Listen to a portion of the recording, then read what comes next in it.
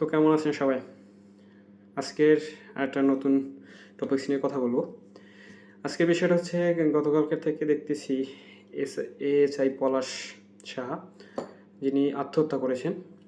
তার মরদেহের পাশে পকেটে একটা চিরকুট পাওয়া গেছে। চিরকুটটা হলো এরকম যে তিনি লিখে গেছেন তার মৃত্যুর জন্য যে তার পরিবার কেউই দায়ী না, মা-বউ কেউই দায়ী না। কিন্তু আমি এই বিষয়টা নিয়ে কথা বলবো না। আমি একটু কথা বলবো পরিবার নিয়ে। আসলে উনি একটা চিরকুটে লিখেছেন যে কাউকে সে ভালো রাখতে পারেনি। সে কিন্তু অনেক বড় পোস্টে চাকরি করত। তিনি বিসিএস পরীক্ষায় উত্তীর্ণ হয়ে চাকরি করতেন। কিন্তু বিষয় হচ্ছে যে সে তার পরিবারকে ভালো রাখতে পারেনি। টাকা দিয়ে তো মানুষের সুখ কেনা যায় না, কিন্তু তার তো অনেক টাকা ছিল। টাকা ছিল বা সম্মান ছিল, সবই ছিল। তার পরিবারও ছিল। একটা জিনিস খেয়াল করবেন যে কিছু মানুষ পরিবার থেকে কিন্তু আস্তে আস্তে বড় কিছু করতে পারে। পরিবারের সাপোর্ট থাকলে অনেক কিছু করা যায়। আবার সেই পরিবার থেকেই কিন্তু আবার নিঃস্ব হয়ে যায়। এখানে এসপি পলাশ সাহা যে তার পরিবারে সব কিছুই ছিল, টাকা পয়সা সব কিছু, কিন্তু তার পরিবারের যে ভালোবাসাটা, পরিবারের সাথে যে কানেকশনটা, সেটি তার ছিল না। একটা বিষয় কি, আমি কথা বলতেছি পরিবার নিয়ে, যে পরিবারে অনেক সদস্য আছে।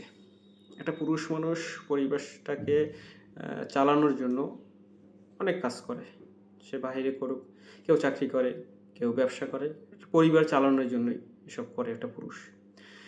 একটা পুরুষ যখন কাজ করে ক্লান্ত হয়ে বাসায় ফেরে, তখন কিন্তু ওই পরিবারের যে বাকি সদস্যগুলো আছে যারা বাসায় অবস্থান করে, বাসার কাজগুলো সামলায়, তাদের বোঝা উচিত যে মানুষটা আসছে, ক্লান্ত হয়ে আসছে, যে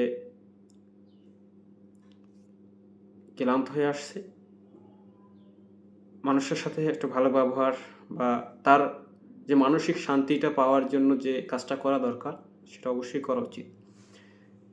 না হলে দেখবেন যে বাহিরের সেই কাজের চাপ এবং পরিবারের সেই মানসিক অশান্তি, এই দুইটা মিলে কিন্তু একসময় এইরকম এসপি পলাশ সাহার মতো অবস্থা মানুষের হয়। তাই পরিবারের প্রত্যেকটি সদস্যের একটা কথাই বলবো, যে যারা বাহিরে কাজ করে তারা ঘরে ফেরার পরে যে তাদের ঘরে যদি কোনো অশান্তি থাকে, সেই অশান্তিটা যেন সেই বাহিরের থেকে আসার পরে যে মানুষটার সামনে যেন ফুটিয়ে না তোলে।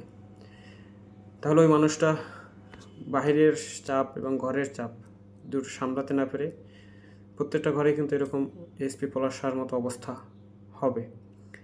প্রত্যেকটা পরিবারের প্রত্যেকটা মানুষের বোঝা উচিত যে একটা পরিবারে 4-5 জন লোক থাকুক, 10 জন থাকুক আর 2 জন থাকুক, তাই প্রত্যেকটা মানুষের বোঝা উচিত যে আমরা একই সুতায় গাঁথা, একে অপরকে ছাড়িয়ে বা সরিয়ে কোনো কাজ করা যাবে না। এটা কাজ করতে হলে সবাই একসাথে মিলেমিশে কাজ করতে হবে বা একসাথে বাঁচতে হবে।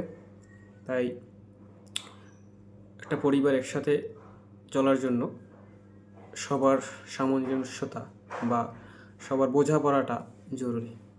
ধন্যবাদ সবাইকে। ভিডিওটি ভালো লাগলে লাইক, শেয়ার, কমেন্ট এবং আইডিটি ফলো দিয়ে পাশে থাকবেন। ধন্যবাদ সবাইকে।